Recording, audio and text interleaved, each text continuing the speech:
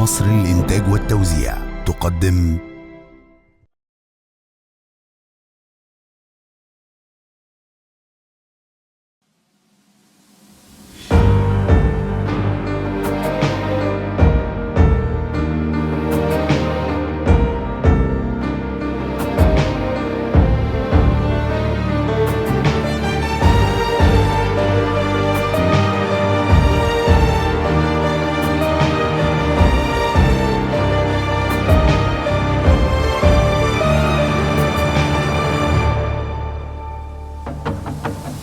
الجعان ما يشبعوش فدان فلوس، حتى لو طلع له مارد من الفانوس. عبد عند القرش وعادي ما بينكرش، من جوه دب سعران ومن برا طاووس. ياللي حاسب حسبتك أرقام، بعت نفسك والجنيه على كام، قبل ما تكر عالبشر وتدوس. الجعان ما يشبعوش فدان فلوس.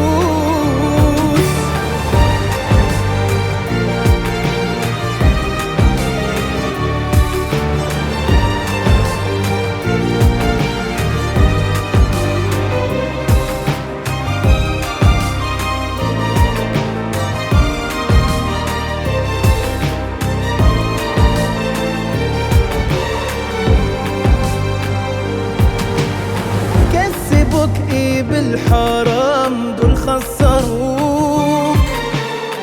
والغنى مش باللي محطوط في البنوك. دي الفلوس يا طرشي قلنا ما بتسترش، والحياة قدامنا مليانة بدروس.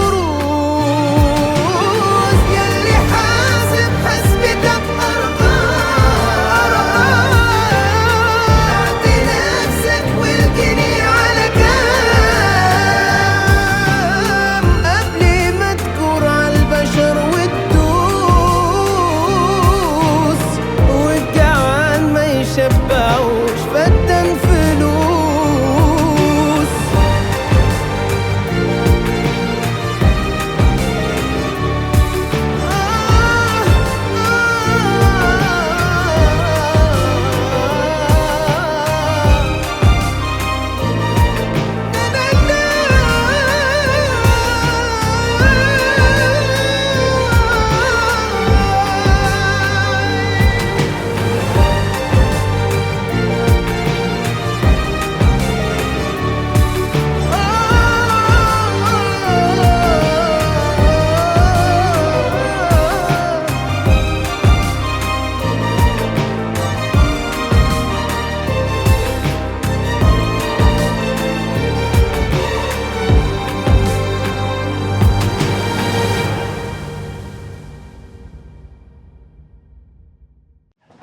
عمر، ايه يا نهى؟ ايه يا ماما؟ في ايه؟ عايزه ايه؟ قول لي عندك ايه الجمعه بالليل؟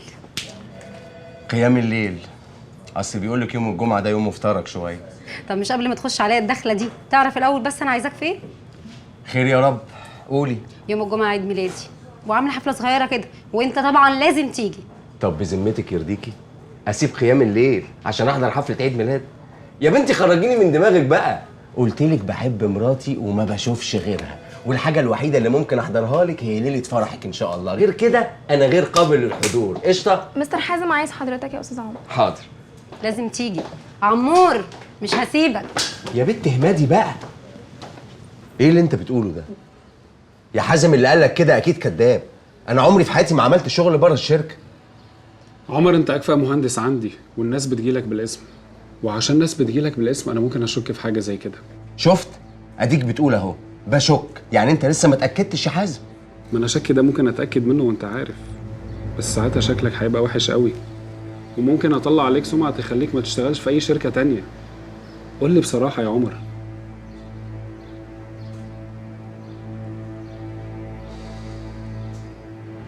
بصراحه يا حازم، بصراحه هي كانت غلطه. انا اضطريت ان انا اعمل كده لان كانت ظروفي صعبه قوي. بعدين على فكره انا طلبت من الشركه هنا سلفه بقالي شهرين ما حدش فيكم عبرني. وبعدين لعلمك انا لسه ما بداتش في اي حاجه، ده كان كله مجرد تليفونات. يعني انا ممكن اخرج من عندك دلوقتي اعتذر لهم بالتليفون. من فضلك يا عمر سلم البروجكت اللي معاك وروح، وانا هبقى اكلمك كمان نشوف هنعمل ايه. ايه اللي انت بتقوله ده يا حازم؟ انت بتتكلم بجد؟ حازم ده احنا عشرة عمر، ده احنا شغالين مع بعض في الشركه دي بقالنا سنين. معقول؟ عمر ده شغل.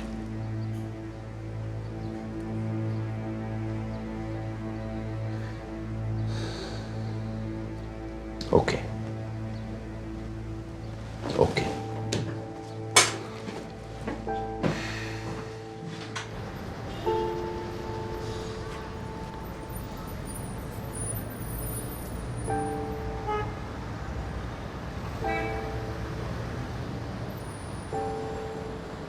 ايوه يا مدام نرمين، هو حضرتك او مدام رانيا او اي حد من طرفكم قال لحد من الشركه ان انا بعمل فيلتها؟ امال عرفوا منين؟ عرفوا منين؟ عرفوا. تخيلي عرفوا وانا توقفت عن العمل. اهدى ازاي يعني؟ اهدى ازاي؟ انا اساسا واخد كل احتياطاتي عشان الموضوع ما يتعرفش، وقايل لمدام رانيا قد ايه الموضوع ده ريسكي بالنسبه لي. لا بس واضح ان الحاجات دي ما بتفرقش معاكم. انتوا ما بيفرقش معاكم البني ادمين اصلا. عن اذنك، مع السلامه.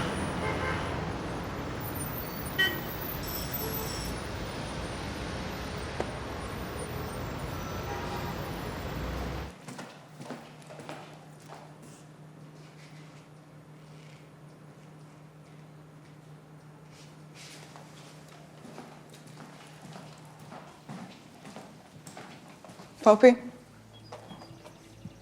يوسف هيسجل أغنية النهاردة وأنا هروح الاستوديو. اوكي.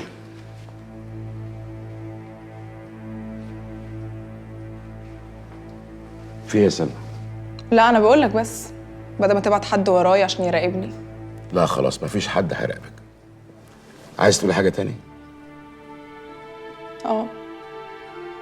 أنا طول اليومين اللي فاتوا ما كنتش بكلم يوسف، يعني كنت بفكر في الوضع اللي احنا فيه. كويس، أتمنى تكوني وصلتي القرارات صح.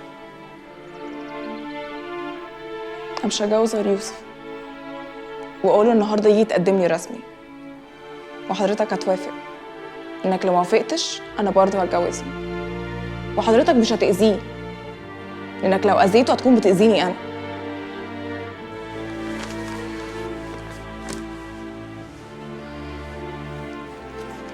بص يا سلمى، كل اللي انت وصلتي له ده غلط، بس خلاص انت دلوقتي كبيرة مسؤولة عن أي قرار تاخديه.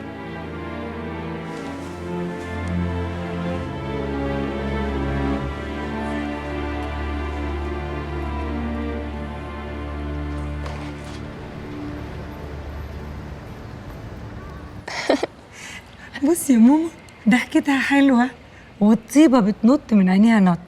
اهي الطيبة دي بقى هي اللي خلتها حضرت عليا وانا بطوف في الكعبة. والله دي ما بتحصلش كتير. ده انا دعيت لك دعاء يا مروة، بتقول يا رب يا رب نولها اعلى المراتب، يا رب تنجح، يا رب رزقها الزوج الصالح اللي يريح قلبها ويبقى حنين عليها ويصونها ويبقى شكلنا كده ومننا وعلينا. طب يا حبيبتي كفايه كفايه، احنا خلاص حفظنا الادعيه اللي دعيتيها لها. تسلمي لي يا أبلة. والله العظيم كان من قلبي. انا عارفه انه من قلبك يا منيره. قولي لي يا حبيبتي، ابوكي ازاي حاله؟ طمنيني على صحته. تعبان قوي بصراحة. آخر مرة لما سافرت له الإسماعيلية أنا وإيهاب الأسبوع اللي فات كان السكر مبهدله قوي. يا عيني يا عمي، ربنا يزيح عنك يا رب ويشفيك. ده هو اللي فاضل لنا يا ماما من ريحة الحبايب. لا يا ماما، واجب بقى ان احنا نبقى نروح نزوره بردك. طبعا ان شاء الله هنزوره. بس قولي لي يا حبيبتي، انت عايشه هنا في مصر على طول عند اخوكي ايهاب؟ طول فترة الدراسة، أصل بيته كمان قريب من الجامعة قوي. ايه يا حبيبي؟ لا انا في البيت نازل اهو. يا عم اسبق انت الاول. طيب ماشي، مع السلامه. ازيك يا مروه؟ الحمد لله. مروه دي بنت زي العسل وطيبه، جايه تسال عليا انا وماما، وسهرت عليك انت كمان. منوره الدنيا. على فكره انا وكل الدفعه كنا شايفين انك كنت احسن واحد في البرنامج.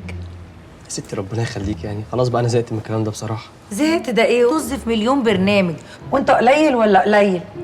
بالك بعد ما طلع في التلفزيون ما بيعرفش يمشي في الشارع، ما بيعرفش يشتري حاجه قد كده من السوبر ماركت، الناس بيقفوا كده يتصوروا معاه، بقى زي العسل، كل الناس ملمومه عليه كده. وايه والعروض، بقى عنده عروض وناس كتير قوي عايزين يشغلوه، محلات وافراح.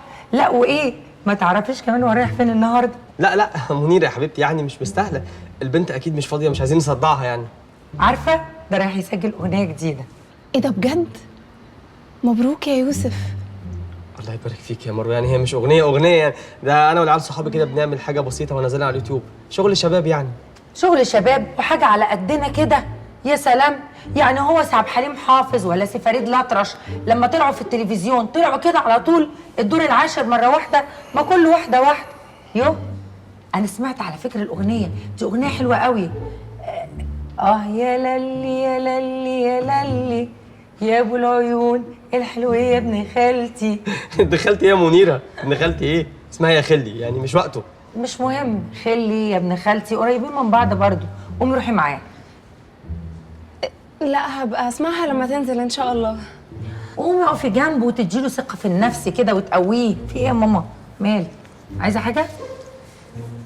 روحي هاتي لي كوبايه ميه. حاضر يا ماما، اهي جنبي بقيت كوبايه. لا دي بقى لها كتير، يعني زمان التراب دخل جواها. امشي هاتي لي كوبايه نظيفه. ما فيهاش ميه تراب ولا حاجه اهي، ما فيهاش حاجه والله، اهي نضيفه والله يا ماما. جيب لك حاضر من عينيا.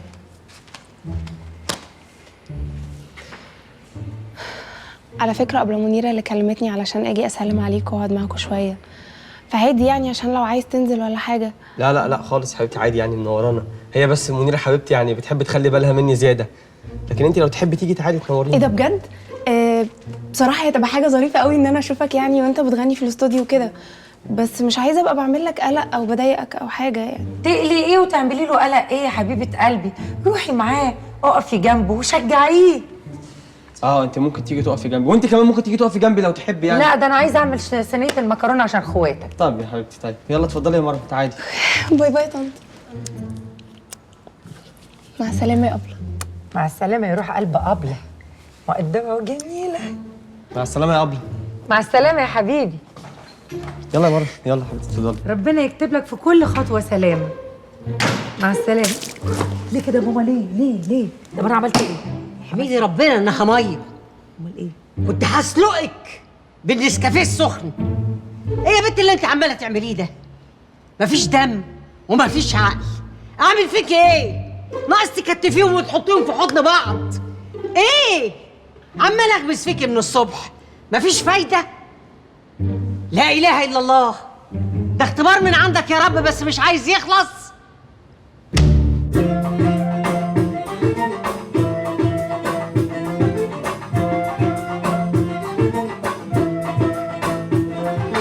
قلبي القاسي يحب ويصبح ناسي، يشغل روحه ليه اوعى يا قلبي تحب ويطلع قاسي. ايه حينوبك ايه قلبي القاسي يحب ويصبح ناسي، يشغل روحه ليه اوعى يا قلبي تحب ويطلع قاسي. ايه حينوبك ايه يرضيك تحتار لا بين جنة ونار لا والحيرة مرار لا يرضيك تحتار لا بين جنة ونار لا والحيرة مرار لا.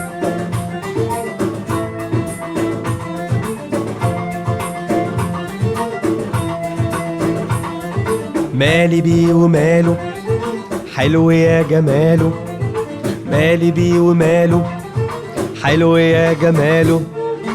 هو بيشاغلني ولا بيحايلني ولا بيبادلني نظرتي وظني؟ هو بيشاغلني ولا بيحايلني ولا بيبادلني نظرتي وظني؟ ولا حالي حاله حارتي مقسو ماله، ولا حالي حاله، حيرتي مقسو ماله، ظالم يا زماني لو ترضى بهواني. متردش على تليفوني من امبارح ليه؟ شباب معلش. أسامة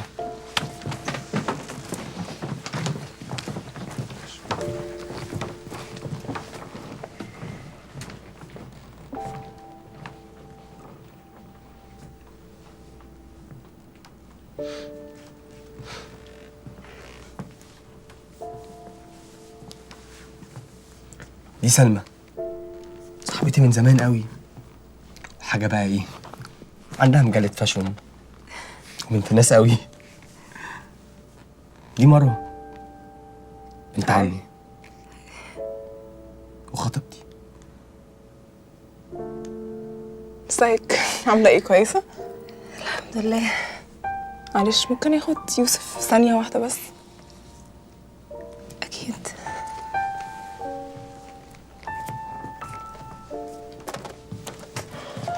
ايه ده؟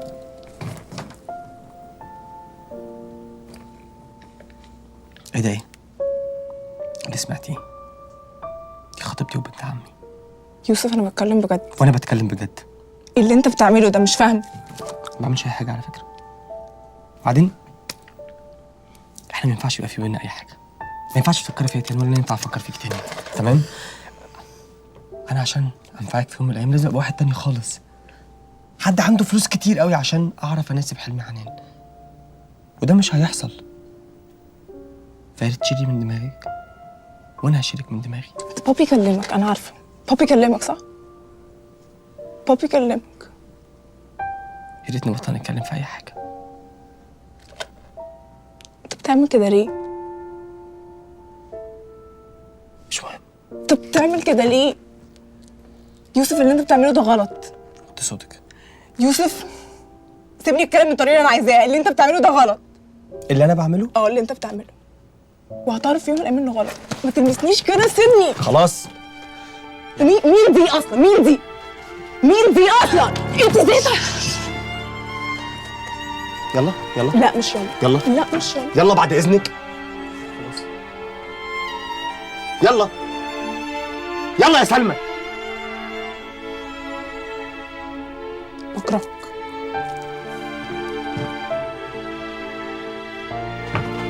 انت مجنونه؟ انت مجنونه؟ دي اصلا مين دي اصلا يا يوسف؟ هو مش قالك ان انا خطبته؟ خلاص. لا سيبني بقى. خلاص. سيبني بقى. يلا يلا بعد اذنك. يلا يلا.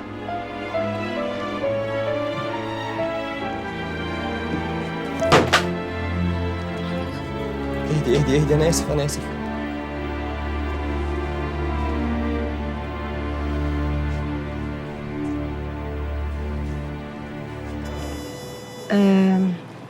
يعني زي أي اتنين اتجوزوا بعض من غير ما يعرفوا ويدرسوا بعض كويس، اختلفوا فانفصلوا.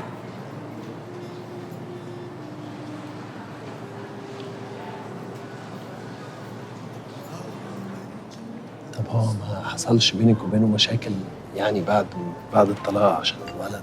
ما حصلش؟ لا في دي احنا متفاهمين ومتفقين يعني عشان خاطر كريم وكده. ما شاء الله عليه زي القمر. لا وتحسي ان هو راجل كده، ربنا يحفظه. يا رب. وانت كمان جنى وملك. ملك وجنى بناتك أمامير قوي، ربنا يخليهم لك. بس تحس يعني ان هم واخدين منك انت اكتر يعني. لا حرام عليكي. هم مش وحشين كده، انت عايزه توقفي سوق البنات؟ لا انا ما اقصدش يعني، انا بس اقصد انه بيقولوا يعني انه لما الاولاد بيطلعوا شبه باباهم قوي ده معناه ان مامتهم بتحبه قوي. سمعت انا الموضوع ده قبل كده فعلا، سمعته. تشتغل موظفه في التربيه والتعليم. موظفه. شكلها ست لطيفة قوي. يعني لما شفتها في البنك وكده. لطيفة جدا جدا لطيفة حبوبة بنت حلال هي.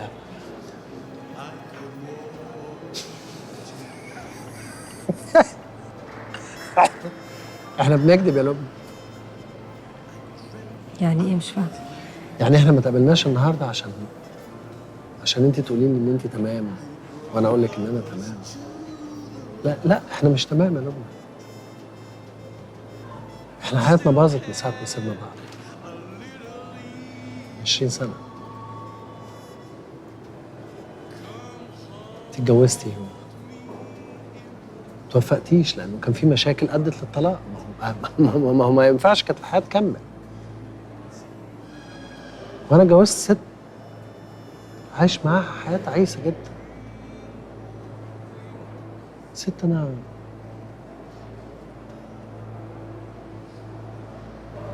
ما بحبهاش.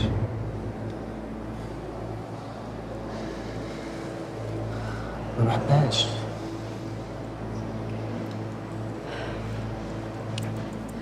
بس انا ما جيتش قبلك علشان اسمع الكلام ده. امال جيتي تقابليني ليه؟ عشان احنا اصحاب وما كانش ينفع ان انت تقولي ان احنا نتقابل واقول لك لا. عشرة ومعرفة سنين. احنا ما تقابلناش عشان احنا اصحاب وعشرة سنين، احنا تقابلنا عشان احنا بنحب بعض يا لبنى. عشان احنا الاتنين حياتنا باظت من ساعة ما اهلك رفضوني لما تقدمت لك من 20 سنة. من 20 سنة. احنا قاعدين دلوقتي عشان كده.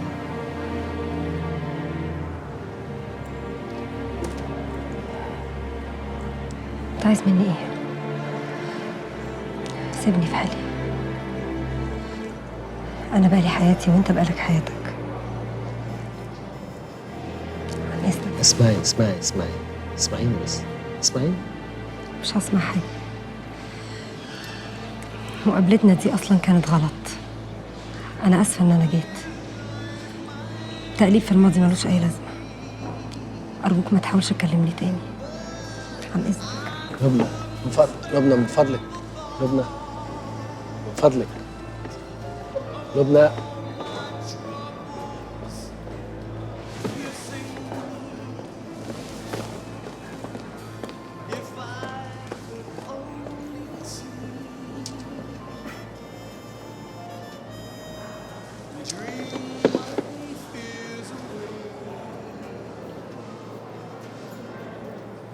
بابي ممكن تختار ورقة؟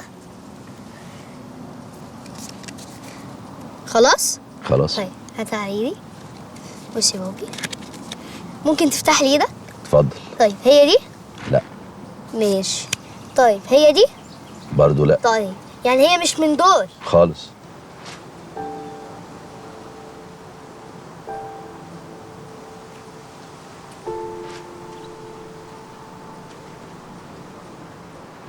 طيب ممكن تعمل لي ايدك كده؟ اتفضل. اقفل هنا. ايه رأيك؟ ده انت عبقري. شوف. انت اتعلمت الحاجات دي فين؟ على اليوتيوب. اليوتيوب. ده ابن الدكتور ايهاب، ما يطلعش دكتور زيه. عايز تطلع ساحر؟ أخيرا نزلتي من أوضتك. أنا سايباكي براحتك بقالك يومين أهو، بس بصراحة أنا مش هسيبك أكتر من كده. أنا عايزة أفهم فيه إيه. مفيش حاجة يا فاطمة، أنا كويسة. كويسة قوي، بدليل إن أنتي لا بتاكلي ولا بتشربي، سرحانة وقاعدة في أوضتك بقالك يومين أهو. أنا عايزة أفهم بقى فيه إيه وإيه اللي مضايقك. قلتلك مفيش حاجة، كنت عايزة أقعد لوحدي. إحنا مش متفقين من ساعة ما جيتي هنا إن أنا مش بس مرات أخوكي وإن أنا صاحبتك كمان؟ أيوه. الموضوع ده له علاقة بيوسف. أيوه.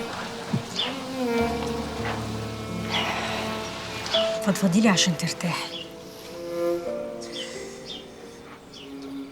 هحكيلك.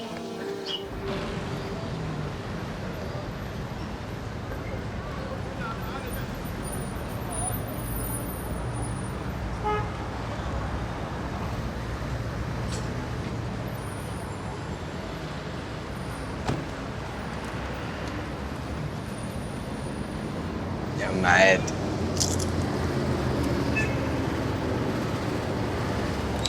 ايه طب اتفي. اسف. انا وحياة ربنا كنت فوق بذاكر، قالوا لي بس ننزل نفك شويه. وفكيته؟ يلا ورايا على البيت.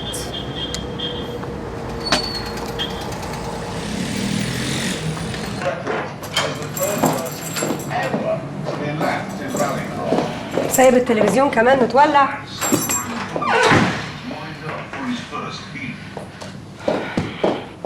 ويا ترى البوتاجاز كمان سايبه؟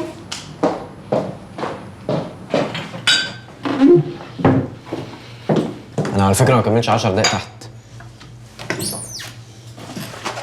عارفه مصدقاك. وكنت هقول لك على فكره برضه، بس والله لقيت التليفون. تاني مرة ما تبقاش تنساه زي ما تنسى التلفزيون. مالك يا ماما، هو في حاجه ولا ايه؟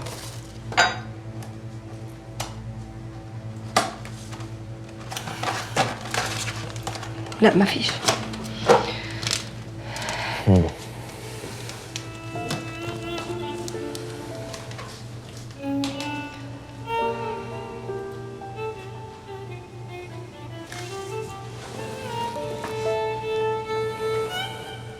كريم، أنا بحبك قوي.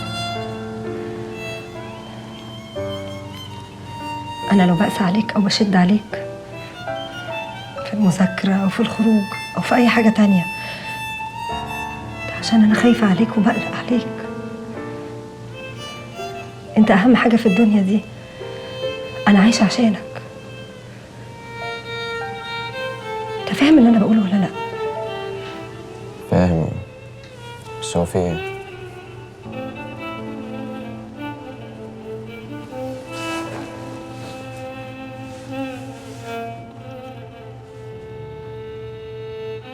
ازاي الحيوان ده يقدمها لواحده صاحبته على انها خطيبته؟ انا اختي رخيصه للدرجه دي؟ وازاي هتروح مع الزفت ده الاستوديو من غير ما تستأذن مني؟ وازاي تخرج مع يوسف لوحدهم؟ انا هطلع عينيها. انا بالنسبه لها صاحبتها، علشان كده بتقولي على كل حاجه. لو عرفت اللي احنا بنعمله ده مش هتقولي على حاجه تاني. وبعد كده ابقى اشوف بقى الاقليميه الساذجه بتعمل ايه في مدينه الذئاب. انت بتهزري يا فاطمه؟ البنت دي مش هتقعد هنا، انا هرجعها الاسماعيليه ان شاء الله حتى ما اتعلمت. مروه اوريدي نفسيتها زي الزفت وتعبانه، تهيألي مفيش داعي انت كمان تخلص عليها.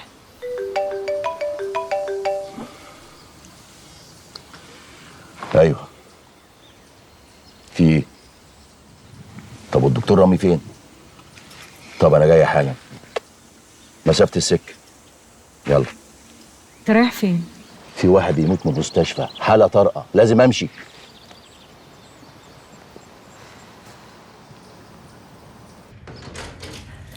يلا. فاتك الفيلم يا عمر، كان جامد جدا.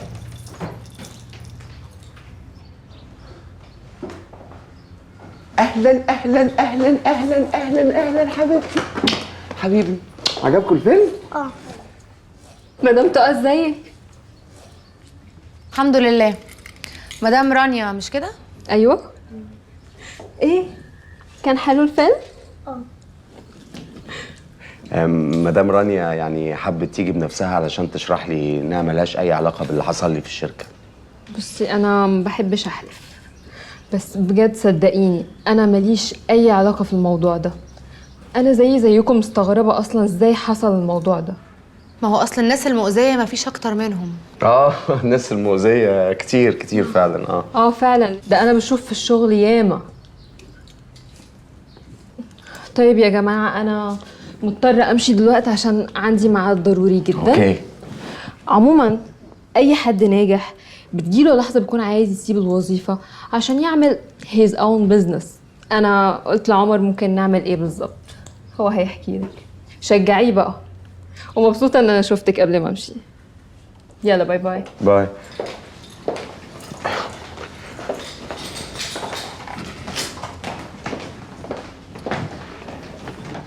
اتفضلي، نورتي نورتي.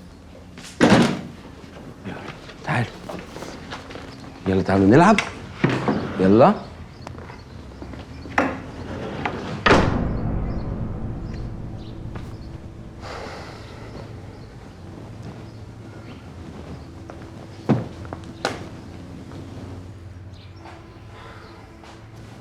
عاوزة تشاركني. بتقول يعني ان هي ليها علاقات في الشغل كويسة قوي وان انا شغلي مطلوب. تقترح يعني ان احنا نتشارك ونعمل شركة مع بعض، هي تمولها وانا اللي اديرها. يعني بتحاول تعوضني.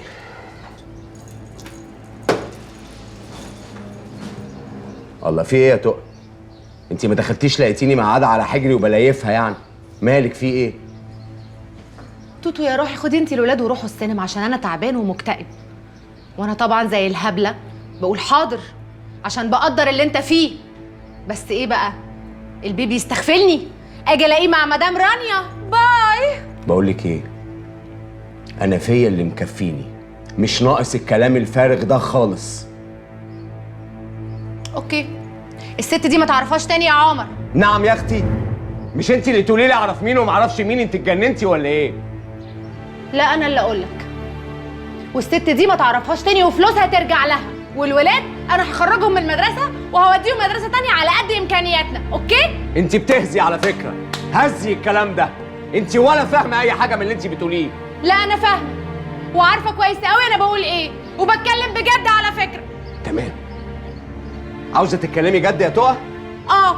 ماشي، طالما جد بقى انا طهقت وزهقت من طريقتك دي. طول الوقت شك شك شك وتفتيش وتدوير. ليه؟ ما جبتنيش قبل كده من على سرير واحده صاحبتك، ولا قفشتيني بحب في كافيه، ولا ظبطتي رسائل على موبايلي. ليه بتعملي معايا كده؟ ليه طول الوقت محسساني ان انا هخونك، ان انا هخونك؟ ليه؟ انت عارفه كويس قوي ان انا عمري في حياتي ما حبيت واحده زيك. عمري في حياتي ما شفت ست غيرك. ليه بتعملي معايا كده؟ وباجي على نفسي اقول معلش يا واد استحمل، وبضحك وبهزر معاكي عشان ما اضايقكيش، بس ده مش معناه ابدا ان انا كمان ما بتضايقش. عارفه ليه؟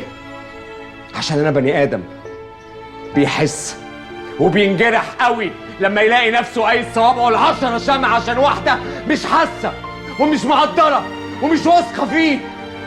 على فكره يا تقى، قله الثقه دي ممكن تعمل فجوه كبيره قوي ما بيننا. فمن فضلك كفايه بقى لحد كده، كفايه، عشان انا بجد اتخنقت. بجد يا عمر؟ انت بتتكلم بجد؟ انت شايفني كده؟ بخنقك وبشك فيك؟ انت بجد مش طايقني؟ ولو اتكيتي عليا سن اكتر من كده هتوصليني فعلا للحاله دي. حاجه تعرف.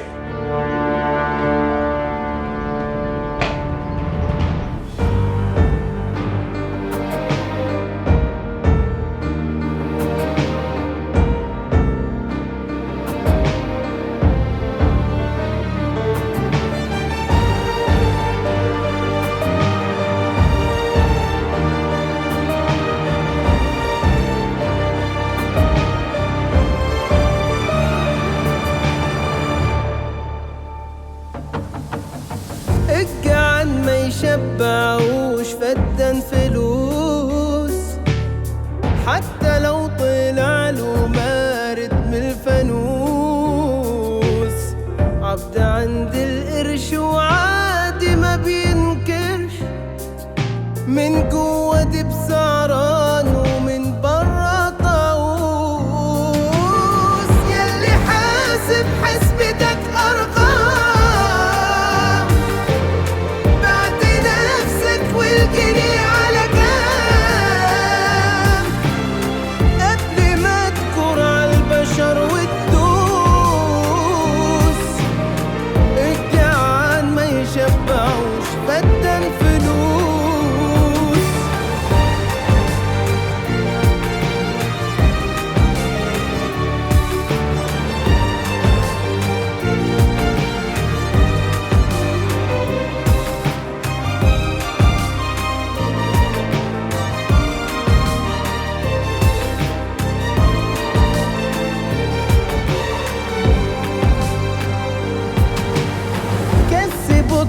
بالحرام دول خسروك، والغنى مش باللي محطوط في البنوك.